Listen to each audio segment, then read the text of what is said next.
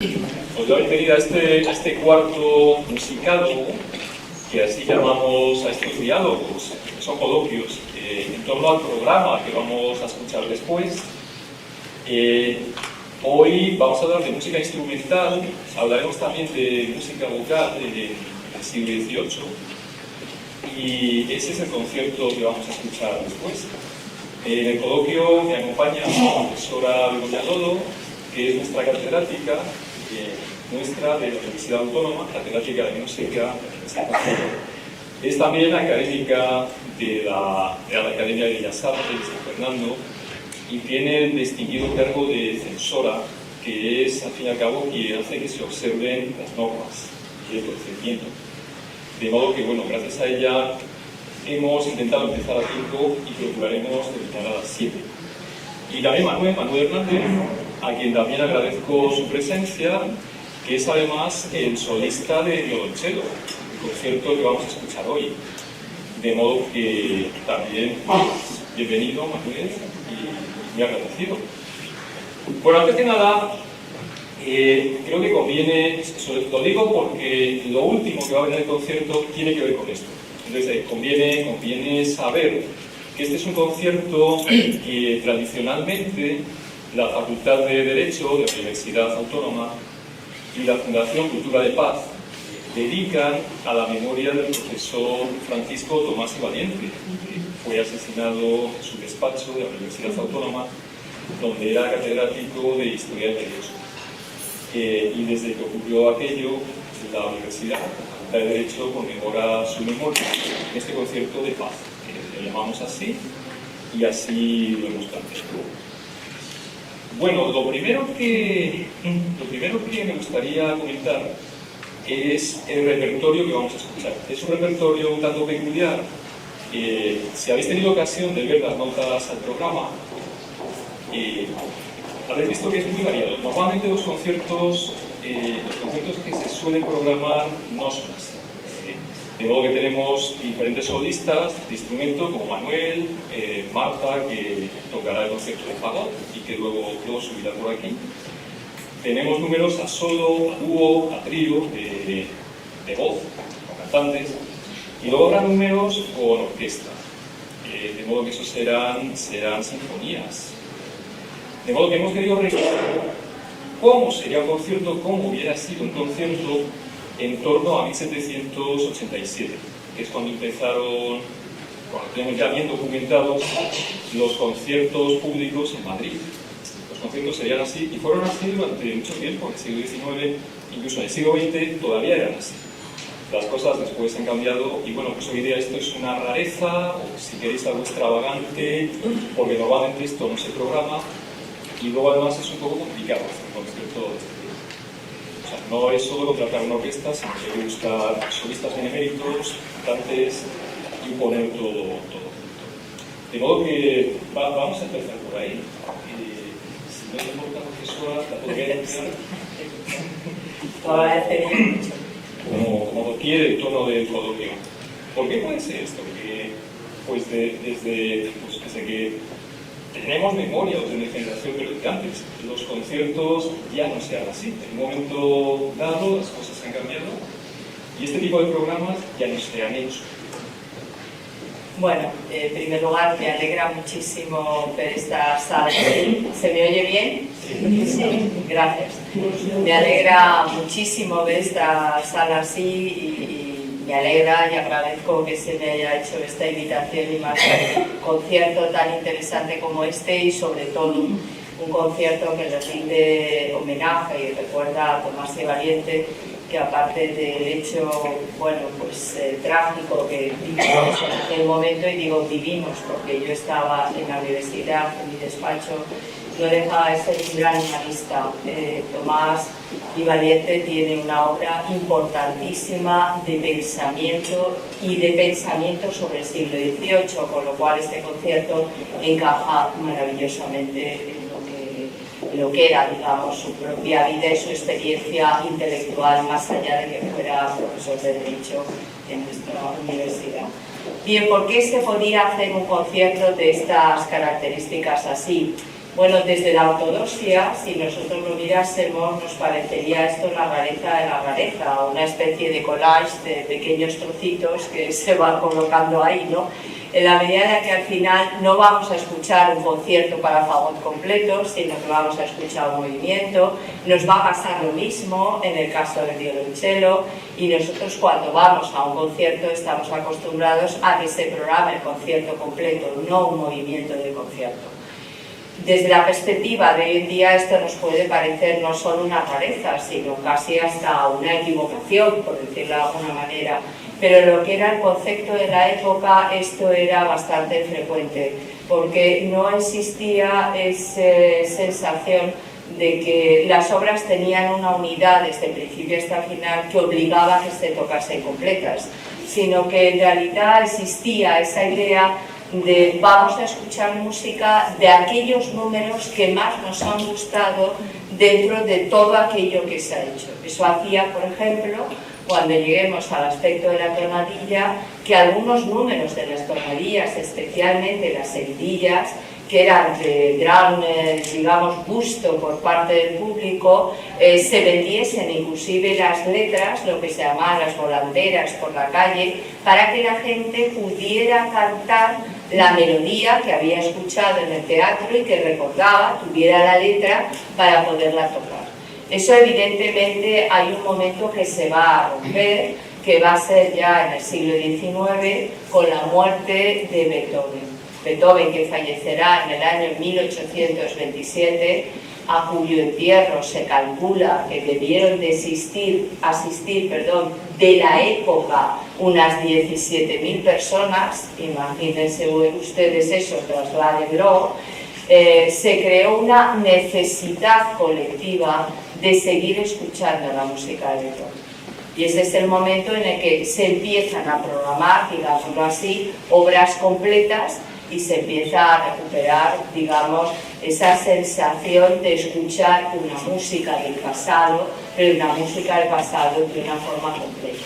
Esta suave, pues es muy divertida, vamos a decirlo así, y a su vez, como lo ha dicho el profesor Labrador, muy compleja de hacer porque requiere de muchos solistas para que ustedes puedan ir viendo esa especie de ambiente, digamos, musical que había en esta época en la que todavía reinaba Carlos III y que era una época, digamos, de una riqueza excepcional. Por lo tanto, yo felicito a la Autónoma y al Centro Superior de Investigación y Promoción de la Música, que tuve el gusto de dirigir unos cuantos años, porque me parece extraordinario que se haya podido hacer un concierto así. Sobre todo porque van a tener ustedes la ocasión de ver en un marco cronológico muy pequeño la música que se hacía en Europa y la música que se hacía en España, y que música, digamos, más cortesana conviva con música popular, como puede ser la música de las tonadillas, y vean ustedes cómo eso encaja perfectamente, va a pasar de una cosa a otra de una manera absolutamente maravillosa, y al final tendremos esta sensación de una pincelada sonora de lo que era la música en ese momento. Pues muchas gracias, doña. Esa es la idea, que podamos, bueno, escuchar música de otra manera, y claro, sin esta idea de intentar escuchar la obra entera, sino pues movimientos escogidos, pues que tuvieron éxito. Algunas de las obras que hemos incluido es porque son populares ahora, no en su época, y algunas otras las hemos incluido porque directamente preguntamos a los solistas qué querían tocar, que fue el caso de Manuel, y eligió el primer movimiento del concierto de violonchelo. Yo era más favorable al segundo, que es, bueno, pues es un largo que a mí me gusta particularmente, pero bueno, está un poco en el espíritu del concierto. Pues también que los solistas propongan y bueno, pues estén a gusto, cómodos, tocando lo que prefieren. En tu caso, ¿cómo vino dictada esta elección? ¿Por qué el primer movimiento y el segundo, bueno, no? Muy buenas tardes. Bueno, ante todo, agradecer esta invitación para tocar con el solista hoy. orquesta y este coloquio tan especial, que está bien nutrido, por lo que veo. Con respecto a la pregunta, el primer movimiento del concepto en do mayor, que es el que voy a interpretar, creo que es muy completo, es decir, tiene grandes frases cantables, que es lo que tú añoras del segundo movimiento. Tiene pasajes virtuosos de escala, que es el que alguien añoraría del tercer movimiento, que es más rápido. Entonces, como tiene un poquito de todo, yo dije, y presenta al violonchelo en su máximo esplendor con un gran do mayor del inicio, con sus cuerdas al aire, tocando. Es decir, es la cuerda más grave del violonchelo, es la cuerda do.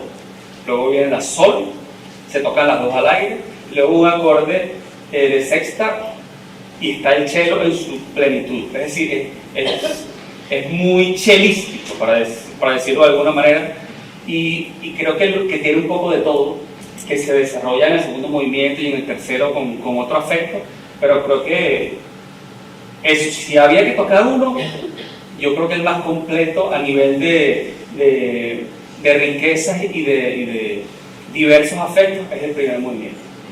Y bueno, hay que decir que en el ensayo, por cierto, el ensayo no duró mucho, tampoco tocasteis continuamente, duró poquito. Pero bueno, el hecho es que la orquesta afinó, Manuel llegó, era el primero después del descanso, lo tocó y cuando terminó se pusieron a aplaudirle los de la orquesta. O sea que bueno, creo que es un buen augurio, confío en que suceda lo mismo dentro de un rato y después de haber apreciado lo que él ha dicho, pues también. Que son muy educados también. Sí, no, Manuel es un gran solista, por eso está aquí. Marta también, y bueno, veréis que no hace tiempo que quería traer y bueno, pues lo hemos conseguido, así que bueno, todo debería salir bien. Sí, si me permites una pequeña acotación escénica, y nunca mejor dicho, este era uno de los conciertos favoritos de Rostropovich. Y aquí lo tocó en el auditorio varias veces, y este movimiento en concreto, en alguna ocasión lo hacía de bis. No tocaba el concierto entero. Sí, bueno, pero es que Rostropovich era Rostropovich, claro. Bueno, no es cuestión de comparar, ¿eh?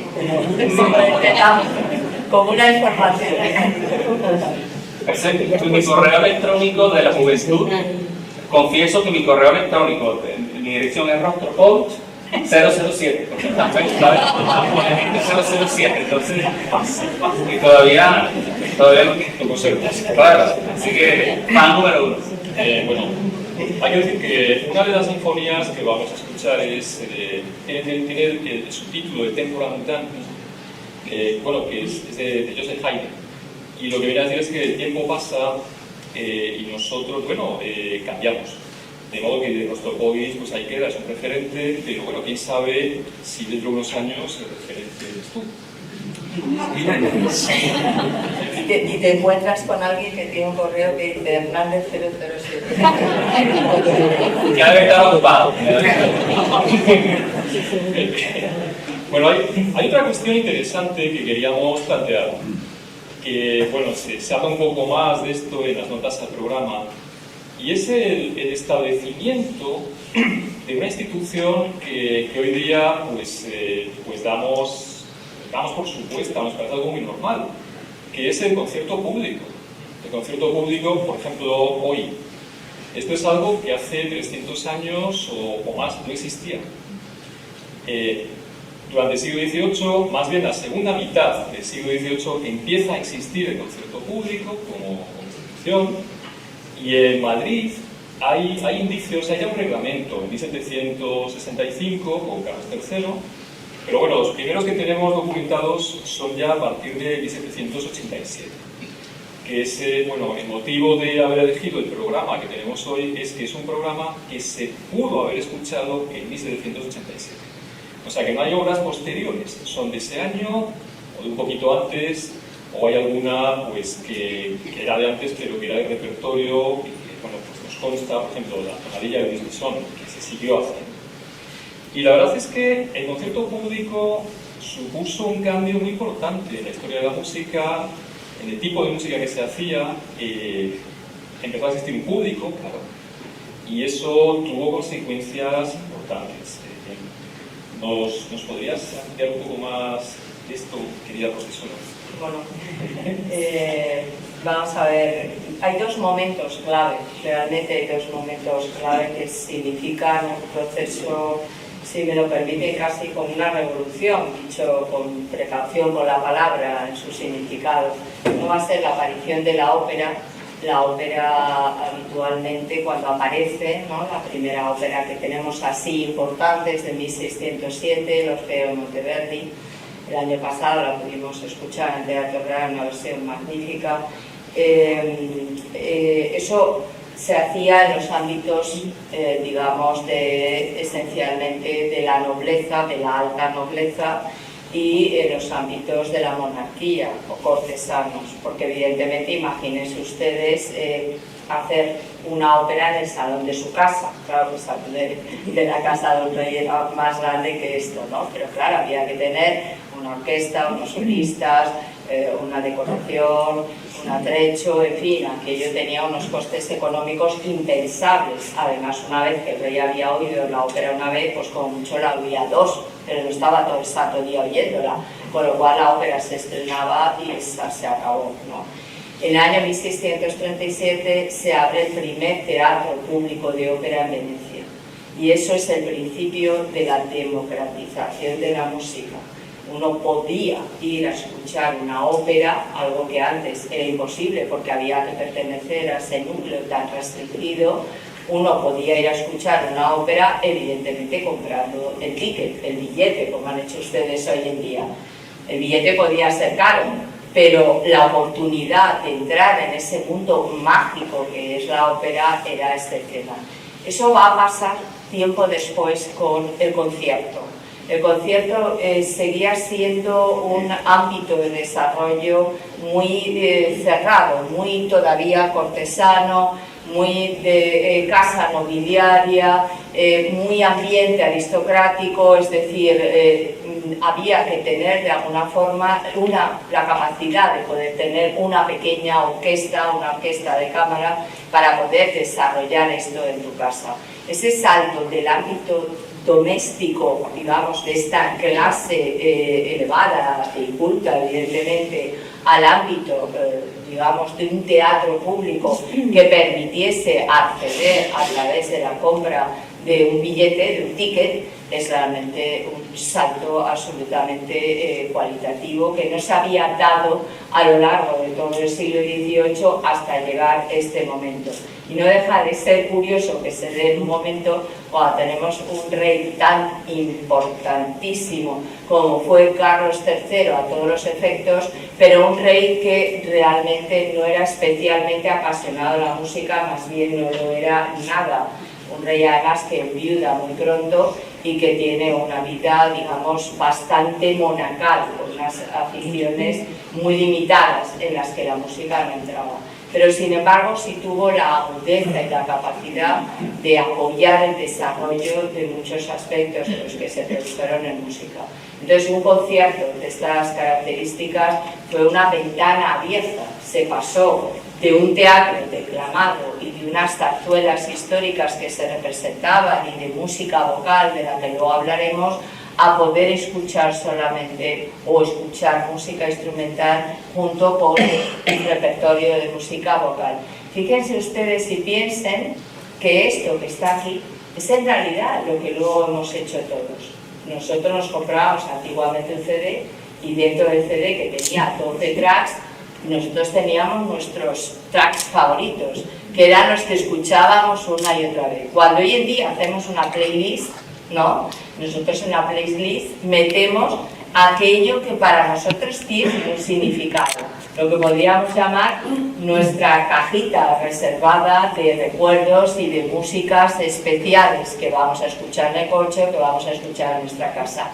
Esto era el concierto y esto supuso realmente una auténtica revolución y un cambio del panorama de lo que se hacía en los teatros urbanos en Madrid, que fue realmente espectacular. O sea, fue un salto cualitativo importantísimo de salir de un ámbito cerrado y restringido cortesano a un ámbito público al que cualquiera podía asistir. efectivamente, hay un repertorio que, bueno, quizás es el más popular, con el que más familiarizados estamos, que es la orquesta, las sinfonías, que bueno, hablando, pues no sé si, pues sí, quizá poniéndome el gorro de organizador, si no tienen un público suficiente, suele ser deficitario, porque una sinfonía, pues como las de Dvořák, una sinfonía pues ya del final del siglo XIX, pues igual precisa de 70, 80 músicos o más, a veces también coro. Entonces, claro, si no hay un público, si no hay una base social, si no hay una afición o un interés por ese repertorio suficiente, eso no se puede hacer y no se hubiera podido hacer. De modo que, bueno, ahí tenemos un género interesante, que es la sinfonía o la apertura de concierto, que durante el siglo XIX, bueno, ya XX, se desarrolla muy notablemente y desde luego es algo muy ligado a la práctica del concierto público. De modo que, bueno, no solo es una curiosidad histórica, sino que es la condición para que la música y el repertorio hoy sean como son. Sin el concierto público no tendríamos la mayor parte de este repertorio que ha terminado siendo clásico romántico. Tendríamos, como dice la profesora Goñado, pues quizás cuartetos, tríos, sonatas, que pueden ser de encargo, que se pueden tocar en salones, y eso, pues lo cierto es que pervivió durante unas cuantas décadas, pero también está este otro aspecto.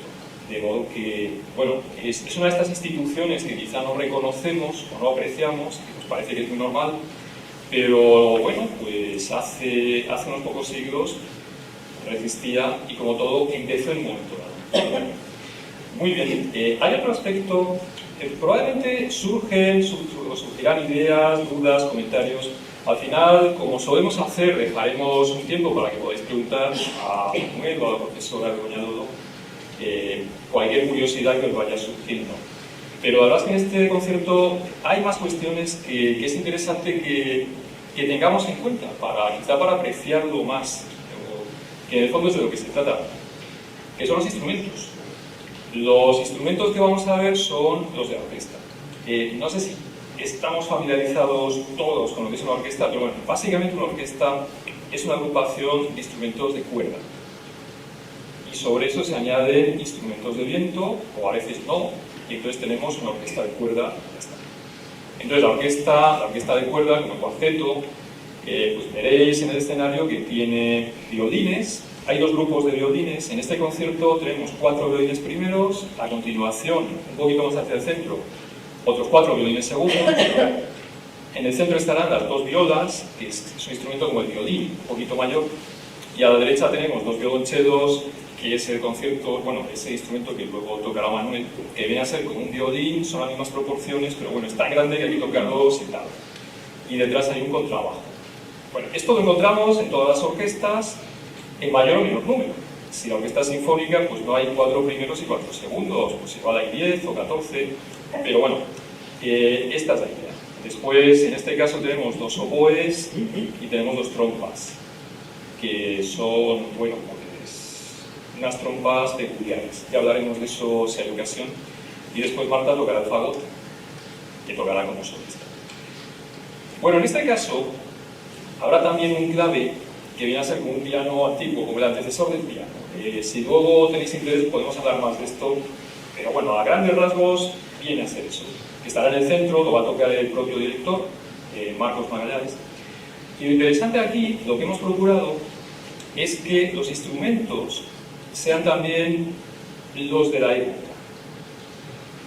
A lo mejor a alguien le llama esto la atención, podéis pensar que los violines pues, siempre han sido violines, da lo mismo que sea la Orquesta Nacional que toca, que la orquesta que hemos traído, que son los músicos del Tajo, los músicos del Tello.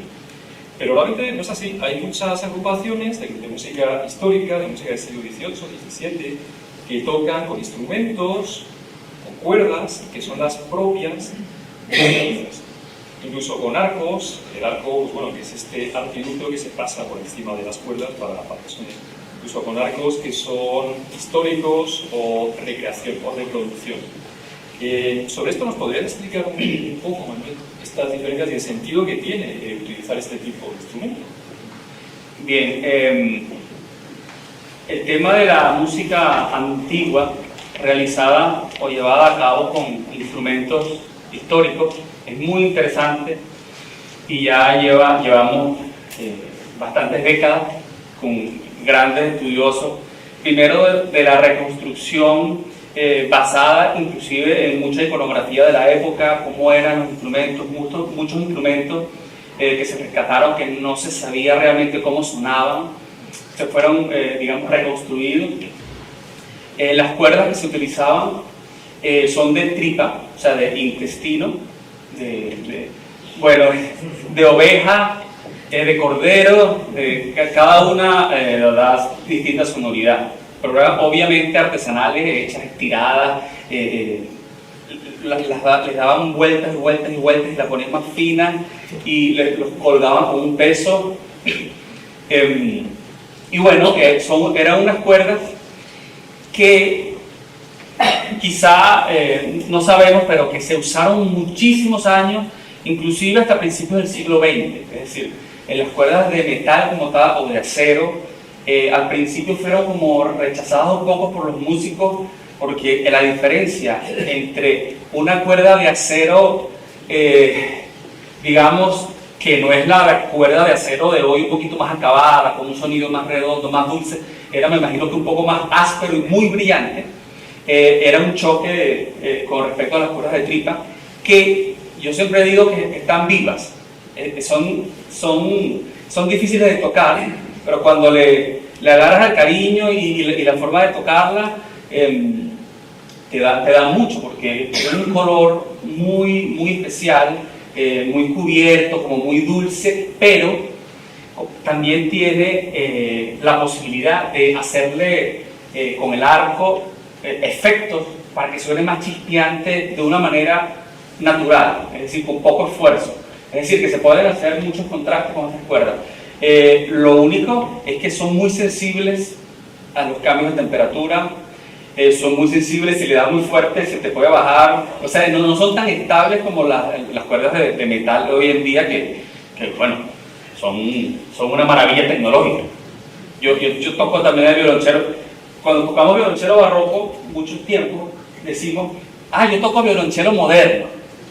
Y los que tocan violonchelo moderno no saben que tocan violonchelo moderno. Dicen, toco violonchelo, él toca violonchelo barroco, es decir, más o menos. Mi violonchelo moderno no se desafina cuando yo lo saco del estuche, si no lo toco en 2 días está perfecto.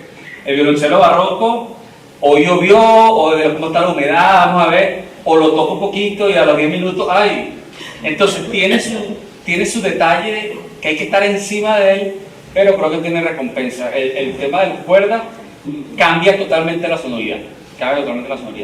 Mi violonchelo es un violonchelo francés, de Villecourt, un Cabas, es de 1840, no es barroco, digamos, pero está barroquizado, es decir, le hicieron un trabajo basado en la iconografía de la época, en los libros que se conservan de los luthiers, los constructores de instrumentos, y tiene las medidas y tiene absolutamente todo hecho como si fuese un violonchelo Amati, Stradivari, es decir, de la época.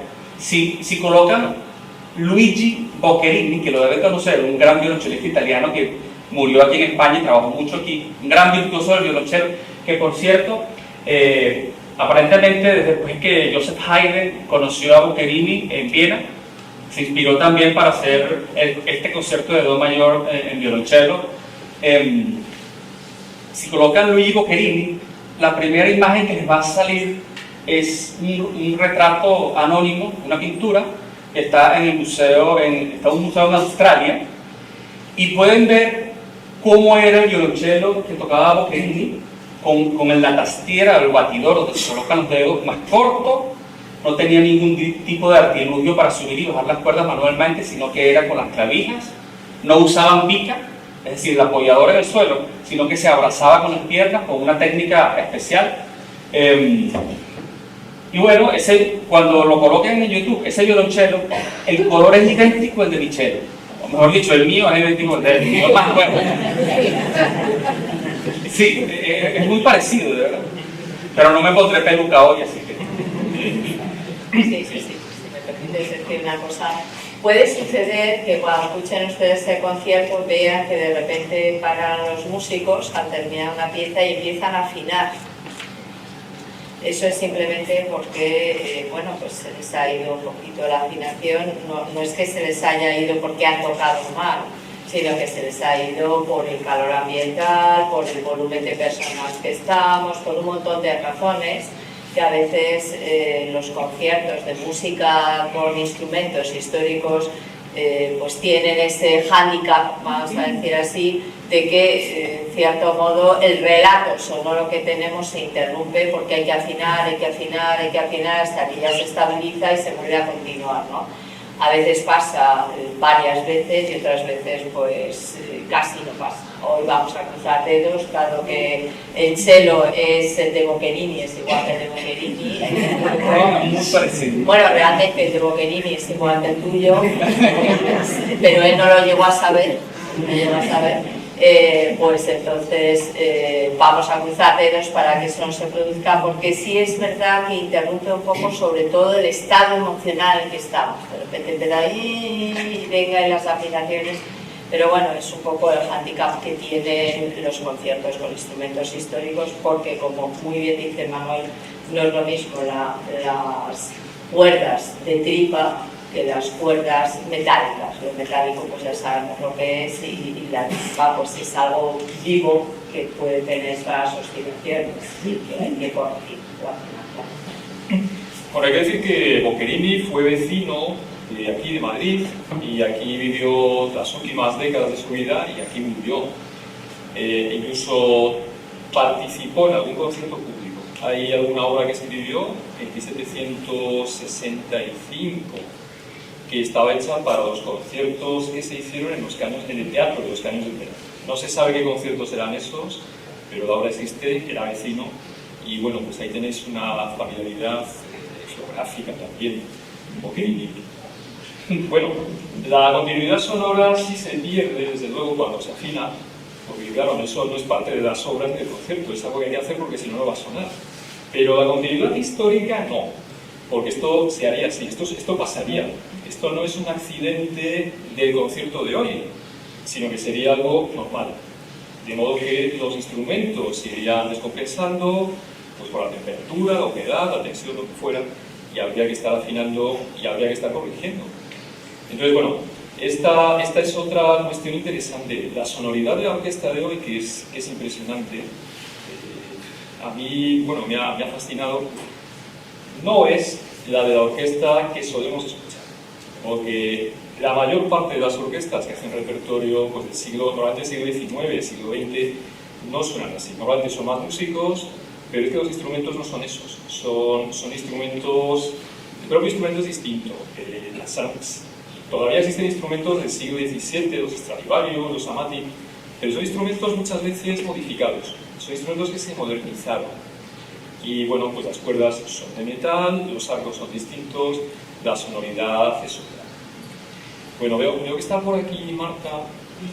Marta, si quieres, acompáñanos y hablamos también del fagot. Hemos hablado del violonchelo. Y bueno, pues Marta Calvo es la oficina fagotista, solista de fagot, profesora de fagot también, que nos va a acompañar. Bueno, el fagot lo reconoceréis enseguida, es un instrumento de viento, pues que es como si fuera una chimenea. Sale por encima de la cabeza del músico, normalmente en la orquesta hay fagot, normalmente dos o más. Y en el caso del concierto de hoy y del instrumento, se puede decir lo mismo que hemos dicho del violonchelo. El fagot en el siglo XVIII no era el fagot moderno y la sonoridad tampoco era exactamente la del fagot que podemos encontrar hoy. ¿Nos podrías hacer un poco estas cuestiones, Marta, por favor? Bueno, lo primero, quería agradecer que hayan tenido la idea de programar algo con fagot solista, porque no es nada habitual. O sea, yo creo que he tenido la oportunidad de venir en el tiempo que llevo viviendo en Madrid 2 veces al Auditorio Nacional a escuchar fagot solista. Y creo que una vez también lo programó la Universidad Autónoma, Sergio Ciolini. Pues de verdad, un acierto. Porque el fagot, como ha dicho Germán, está prácticamente siempre en la orquesta. Suele haber 2 fagots en la orquesta sinfónica, a veces 3 y contrafagot. El contrafagot es un instrumento de la familia del fagot, que también lo tocamos los fagotistas, pero suena una octava por debajo. Es transpositor, igual que el contrabajo del violonchelo, y suele haber eso, 2 o 2 y contra, o 3 y contrafagot. La diferencia del fagot moderno, que yo también toco el fagot moderno, y yo también digo, toco el fagot moderno. Cuando no tocaba históricos decía, toco el fagot, solamente. Pues la diferencia del fagot, igualmente que en el caso del violonchelo, que es sobre todo de sonoridad, de interpretación, pero en el caso del fagot también es muy visual. O sea, imagino que todos habéis visto un fagot moderno, muchas veces aquí en la Orquesta Nacional, pues en el caso del fagot clásico, en este caso, es muy diferente. Cuando lo veáis os va a llamar la atención. Porque el fagot moderno tiene 27 llaves y este que voy a tocar yo hoy tiene 8. Justo en esta época podían tener 7 u 8 llaves. Entonces ya directamente eso es una diferencia muy grande. Luego otra diferencia muy grande es la caña. La caña, lo más habitual siempre es que las fabricamos los fagotistas. La caña es la caña. La caña es, el fagot es un instrumento de viento madera y doble lengüeta. Pues la doble lengüeta nosotros la llamamos siempre coloquialmente y ritualmente caña, porque está fabricada con alundo Donax, que son las cañas que nacen en toda la zona mediterránea en los ríos. Yo vivo en Alcalá de Henares y en el río Henares hay un montón de Donax en el río. Lo que pasa es que hay que dejarlas crecer hasta un diámetro concreto, luego llevar un proceso de secado para que no les quede nada de savia dentro y cuando las trabajes puedan vibrar bien, que no estén blandas. Entonces las cañas las hacemos los propios fagotistas y en nuestro caso, además de aprender a tocar un instrumento diferente al que ya tocábamos, tenemos que aprender también a hacer cañas históricas, que tienen un tamaño diferente y un tipo de trabajo de una manera diferente. Y un tipo de respuesta diferente también, porque el staccato que consigues con el instrumento de esta época no es el mismo que consigues con el fagot moderno, ni el color del sonido, que es lo más llamativo que haya dicho Manuel. O sea, el color que se consigue con el fagot histórico es especial. El fagot moderno, te puedes comprar distintas marcas de fagot moderno y es mucho más homogéneo. Para mí, todo, o sea, son diferentes, por supuesto, pero es mucho más homogéneo. El fagot histórico es muy diferente si es de un constructor, si es de otro, si tiene 5 llaves, si tiene 6, es como mucho más personalizado a cada época, a cada momento, a lo que tenían en cada momento cuando se compuso la obra que vas a tocar. Bueno, pues vamos a ver un poco, para terminar el repertorio. Tenemos repertorio instrumental y repertorio vocal. El repertorio instrumental será la orquesta sola, que va a tocar movimientos de sinfonías. En la época lo que se hacía, hacía exactamente esto, se tocaba eso que vemos en los programas que se publicaban en el periódico, en el Diario de Madrid. Un allegro de sinfonía. A veces decían un allegro de sinfonía de Play o de Haydn, de quien fuera. Pero no sabemos ni qué sinfonía ni qué allegro, ¿no? Entendemos que es el primer movimiento, que suele ser allegro, pero bueno, pudo haber sido el último.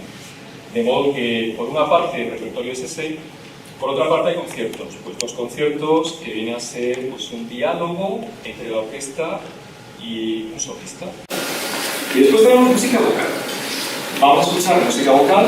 Tenemos 4 cantantes, 4 solistas, que, pues nos darán una muestra del repertorio vocal que se pudo escuchar. No podemos estar seguros de que exactamente esto se pudo haber escuchado, porque las referencias que quedan son también un tanto vagas. O sea, pues la señora Lorenza y la señora Petrovelli cantaron un rondo y ya está. Pues, no podemos hilar más fino realmente. Pero bueno, sobre la música vocal, la ópera, el repertorio que vamos a escuchar, ¿qué tendríamos que tener en cuenta? ¿Qué importa saber para apreciar el concierto que vamos a escuchar? Bueno, van a escuchar ustedes 2 tipos de repertorio muy distintos. La ópera italiana, con 2 arias de Giordani y de Paisiello, un compositor interesantísimo, que son, digamos, áreas que representan de alguna forma lo que es el estilo italiano. Para que nosotros nos podamos situar en el contexto, la ópera italiana es, digamos, la invención de la ópera procede de Italia, para que nos podamos situar en ese contexto. Y eso se producirá a finales del siglo XVI. En el siglo XVII, en el siglo XVIII y buena parte del siglo XIX, el dominio, digamos, de lo que se escucha en la Europa culta y en parte de lo que podía ser pues, la América Latina, está marcado por la ópera italiana. Son los inventores de la ópera y son los inventores, digamos, de todos los recursos. Los italianos han sabido cantar muy bien siempre, y eso generó que se pudiera dar un repertorio en el que además el concepto de ópera fue avanzando con el tiempo. Al principio la ópera era fiel reflejo, o la música era fiel reflejo de lo que el libreto había escrito. A medida que el tiempo fue pasando, la belleza de la voz fue tan cautivadora, adquirió una importancia de tal dimensión que la gente lo que quería era recrearse en esa belleza de una voz que era capaz de hacer pues unas vocalizaciones, llegar a unos registros agudos, sostener los famosos do de pecho que se dicen y que habrán escuchado ustedes, es decir, hacer cosas que nosotros no podemos hacer, los mortales humanos no podemos hacer. La voz es el instrumento más maravilloso. Sé que quizás la fagotista y el chelista se me puedan molestar, pero la voz, sin dudarlo, es el primer instrumento y el instrumento más importante, ¿no? Y eso generó, digamos, un proceso de culto. Uno ya no iba a escuchar simplemente estas áreas bellísimas, uno iba a escuchar la belleza de la voz de quien las cantaba, ¿no? Y eso era algo que generó pues, lo que hoy en día tenemos. Estas cosas a veces creemos que hemos inventado mucho y tampoco ha sido tanto, pero bueno, como no lo creemos, pues está bien. Pero los clubes de fans, lo que es el seguir en redes, etcétera, etcétera, todo eso ya existía en esta época. Ya había partidarios de cantantes que las seguían, que las promovían, que las adoraban, que, en fin, todo esto eran las grandes divas, ¿no? Entonces, en lo que afecta a la música italiana, vamos a escuchar pues, dos áreas bellísimas de dos de los compositores importantísimos de este momento italianos. En lo que afecta a la música española, vamos a escuchar un repertorio autóctono, nuestro.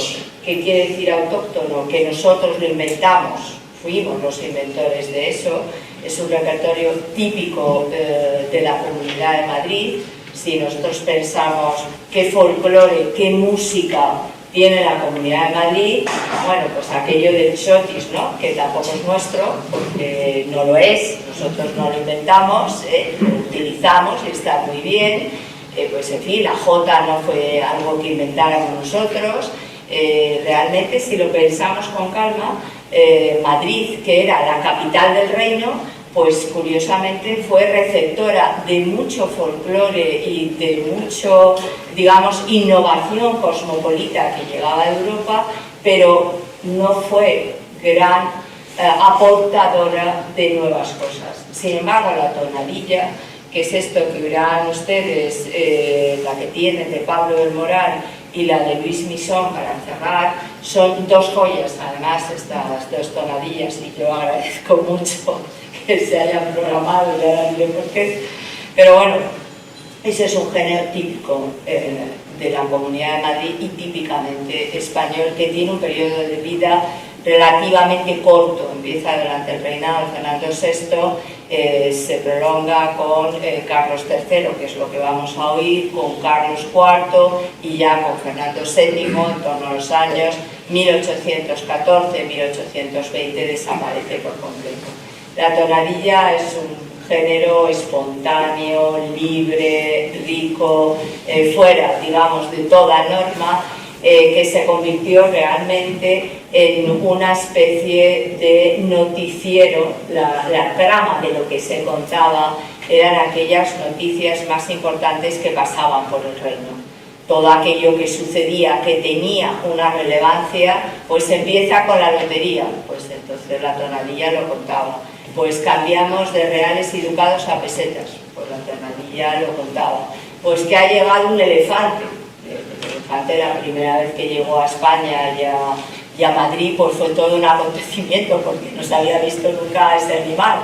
Pues la tonadilla lo contaba. Es decir, la tonadilla siempre contaba todo este tipo de cosas y era una enorme receptora de todo el folclore que había en España y que representaba ese cosmopolitismo de Madrid, ese lugar de acogida que siempre se ha dicho, ¿no? Madrid es que recibe muy bien a la gente que viene de fuera. Pues la tonadilla se convirtió en esa especie de género que permitía escuchar a la vez una petenera con una jota, con una habanera, con unas seguidillas, es decir, todo se mezclaba y daba ese resultado. Desde el punto de vista de una estructura a veces parece un tanto incoherente, desde el punto de vista musical, que es lo que a ustedes les importa, pues ya verán que se pasan un suspiro, a ustedes van a decir, bueno, pero si eso es una especie como de zarzuela, encogida, sí, porque de alguna forma es un precedente de lo que luego va a ser la zarzuela, y tiene una frescura, una riqueza melódica y una, no sé, una belleza realmente que es algo excepcional. Bueno, como ven ustedes, me pierde la pasión hablando de esto, ya lo hemos probado, ¿verdad? Bueno, primero hay que decir que yo soy pasional, o sea, que eso ya va por delante. Pero segundo, yo le dediqué muchos años al estudio de la tonadilla y a que la tonadilla se llegase a programar en muchos teatros y auditorios de España. Y creo que uno de los logros mayores, porque el profesor Labrador estaba en ese equipo de investigación en aquel momento, pues uno de los logros mayores fue que en el templo del Teatro Real, ¿no? Donde, bueno, pues se representan las óperas más importantes, de los autores más importantes, se llegase a hacer un concierto de tonadillas, esas piezas aparentemente humildes que están ahí. Fíjense una cosa además, y es que la tonadilla va a representar algo que en este momento ya está flotando en el ambiente, que es el concepto de la identidad nacional. ¿Qué somos? ¿No? ¿Cuál es nuestra nación? ¿Cómo se construye la nación? ¿Cómo se representa musicalmente la nación? Es el momento en el que se fijan los símbolos, lo que es la bandera, lo que es el himno nacional, todo este tipo de cosas pertenecen a estos momentos que estamos viviendo. Y la tonadilla representa ese género de frescura que concilia el folclore de cualquier parte de España, que lo concilia además cantado en el idioma original, ¿verdad? Que esto es una cosa increíble, que las tonadillas se cantaran en valencià, se cantaran en catalán, se cantaran en gallego, se cantaran en euskera.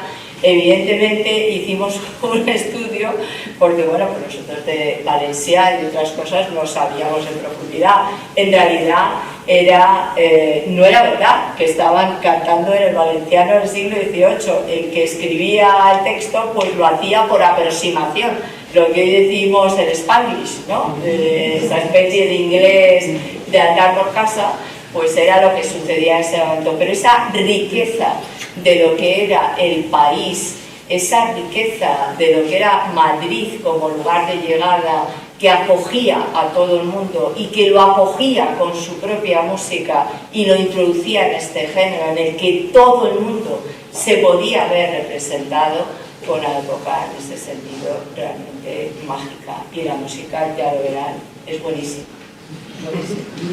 Pasión académica. Total, hay temas que me apasionan y como se puede ver, estos son uno de ellos. Bueno, no nos queda mucho tiempo, pero sí que creo que sí que es útil saber de qué trata cada tonadilla, sí, para que entendamos un poco qué es lo que va a pasar. Hay una de ellas que es la competencia de las dos hermanas, de Pablo del Moral. De Pablo del Moral. De 1700, sí. Que fue incluida en una grabación de éxito que veo encima de la mesa. Que trata, es una tonadilla a dos. Lo cantaron dos intérpretes que eran hermanas, de hecho. Y lo que se plantea en esta tonadilla, ¿qué viene a ser?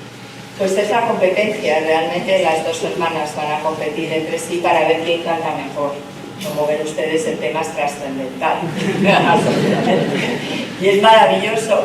Y fíjense, porque el empaste que tienen las voces, Pablo del Moral, pues en este momento que compone esta tonalidad es todavía joven, vamos a decirlo así, no es un compositor de edad. Es maravilloso porque realmente las dos son tan buenas como cantantes que es difícil diferenciar cuál canta mejor una que otra. Es una tonadilla ya, podríamos decir, tardía, de edad avanzada, de una madurez importante, así como la última con la que se cierra el programa es de primera época, es una tonadilla de principio. Esta es una tonadilla pues, de los años 87, ya de un momento muy avanzado. Y suena, fíjense, al empezar, esta tonadilla se pudo tocar, la llevamos a tocar al Palau de la Música de Valencia. Y yo en ese momento tenía sentado a mi lado el gerente del auditorio. Y cuando arrancó la tonadilla y empezó a sonar, estamos hablando de una tonadilla del 87, me parece que es, inmediatamente el gerente dijo, es la flauta mágica de Mozart. Dijo, pero si se parece a la flauta mágica de Mozart. Y Mozart no había escrito la flauta mágica. Todavía no, sí, gracias. En ese momento la había escrito. O sea, cómo sonaba de bien que en ese momento pensó, bueno, pues es que esto suena a Mozart, realmente suena a Mozart. Sí, el disco, bueno, se lo he traído simplemente como una curiosidad. Fue un disco que hicimos con la recuperación de este tipo de música que no se había hecho una grabación, y este disco, pues bueno, salió muy bien, hay que reconocerlo. Le dieron 5/8 autor, recomandé par clásica, diapasón, y bueno, pues yo coincidió que fui a París por razones de trabajo, entré en la FNAC a comprar discos y estaba allí colocado en la vitrina de oro. Y bueno, pues ustedes se imaginarán que no me eché a llorar por aquello de que había mucha gente en público y no era adecuado, pero la emoción me arrebató, lo grabó, eso sí hay que decirlo. En fin, un poco para tristeza nuestra, que lo grabó una discográfica suiza, K617, y que todo el proyecto no fue español. Buscamos un grupo de música antigua española que pudiera hacerse cargo de ello una vez que tuvimos la financiación, y no hubo manera de que nadie consiguiera hacerlo. Pero bueno, lo hizo el Ensemble Lima con Gabriel Garrido, que era pues un top en aquel momento para nosotros. Y muy bien. Bueno, si alguien tiene curiosidad, está en Spotify desde hace no mucho el maestro de baile y otras tonadillas. La tonadilla que vamos a escuchar, la competencia de las dos hermanas, está ahí, grabada, sí. Bueno, sobre la otra, muy brevemente, para que quede un poco de espacio para preguntas. La última obra del programa es la tonadilla de los ciegos. En principio son 3 ciegos que venden periódicos, se entiende que son ciegos, y venden periódicos y cantan, pues por ver si alguien les echa alguna moneda. A lo largo de la tonadilla se descubre que en realidad no son ciegos, que ven bastante bien. Y luego es una obra muy interesante porque la primera jota escrita en partitura para orquesta y para cantantes está ahí. El segundo número de la tonadilla es una jota. No dicen a la jota, a la jota, a la jota, pero sí dicen a la tola, a la tola, a la tola. Y se reconoce que es una jota. Y los instrumentos de orquesta no tocan con el arco, sino en pizzicato, tocan con el dedo, como si fuera una rondalla, da esa impresión. De modo que bueno, es una obra muy curiosa, muy interesante, y efectivamente que refleja el ambiente que había en Madrid. O sea, eso quizás hoy, claro, no lo reconocemos porque los periódicos no se pregonan por la calle, pero sería una situación reconocible. Como que sí. Bueno, a mí se me ocurren unas cuantas cosas más sobre las que podríamos hablar. Y unas cuantas preguntas que estaría muy bien haceros. Pero como es costumbre, vamos a dejar oportunidad por si alguien quiere comentar algo o preguntar, bueno, aprovechar la oportunidad de que tenemos a 2 solistas del concierto y a nuestra catedrática y patrona del Teatro Real para preguntar cualquier cuestión.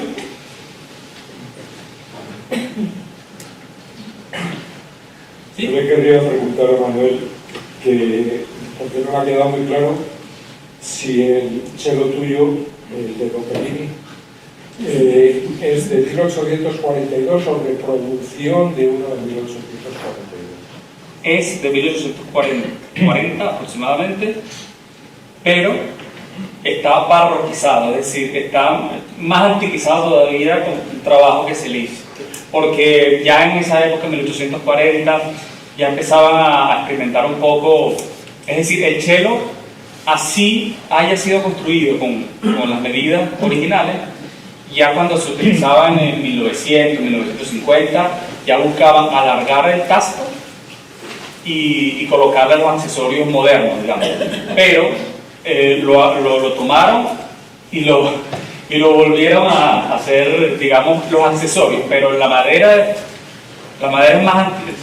sí sería de menos de 1700 y algo, pero el violonchelo es de 1840 aproximadamente. ¿Y cómo has tenido la suerte de conseguir esa joya? En la calle Roma de París, que es famosa por tener muchos luthiers, ahí tuve la bendición de probar varios. Y bueno, me enamoraron dos. Uno de 1796, un Pets, y ese, el Cabas. Pero vendieron el Pets y bueno, me quedó el Cabas. Y me lo compré. ¿Y te podemos preguntar el precio? Bueno, ahora mismo debería estar, no es tan costoso para lo que puede llegar a costar un violonchelo, digamos, antiguo, famoso, pero rondará entre los 16.000 y 20.000 euros. Digo, no es tan costoso porque un cello puede costar de 100.000, 200.000 hasta 1.000.000 de euros, es decir, los más famosos de los autores más reconocidos, y ya no importa cómo suene, sino que fue hecho por esa persona hace 300 años. Pero es un cello que funciona muy bien y me consta que un gran violonchelista francés que se llama Christophe Juan lo ha tocado y ha tocado el otro Pets que yo quería también, lo ha tocado porque en el atelier me comentaba que siempre va para allá. Muchas gracias. Yo os tengo una pregunta, Marta. ¿El instrumento es reproducción, es antiguo, es histórico? Es una reproducción. Es una reproducción que me ha hecho un constructor catalán, que era un constructor de instrumentos tradicionales catalanes, de rayas, de flaviols, y el que es mi profesor, que adoro, que es Josep Borràs, que es un fagotista de Barcelona, lo conoció, vio que trabajaba súper bien la madera y entonces le llevó un instrumento histórico, le llevó un fagot barroco. Y lo copió tan bien, que es el que ahora está tocando todos los fagotistas europeos, el barroco, y luego este clásico que él copió de un original de Breiser, que se llama el constructor del original del que está copiando el mío. Yo tengo 3 instrumentos originales de esta época, porque hace unos años era relativamente fácil hacerse con instrumentos originales. Ahora mismo es muy difícil, porque hay muchísima gente interesada, buscando, y he tocado con ellos. Pero a la hora de la verdad, no es lo mismo un instrumento de cuerda que un instrumento de viento, porque en los instrumentos de viento, la condensación del viento dentro del instrumento produce agua. Entonces el agua va deteriorando el tubo, y realmente en estos 3 instrumentos históricos que yo tengo y con los que he tocado bastante, pero había algunas notas que estaban desafinadas y era muy difícil arreglar eso luego sobre la marcha siempre que tocas. Entonces al final los tengo en mi casa, me gustan mucho, los adoro, pero toco casi siempre con los instrumentos que son reproducciones. No es como los instrumentos de viento se suelen ir deteriorando. Puedes encontrar en algún caso alguno que se puede tocar, pero normalmente son más seguras las reproducciones.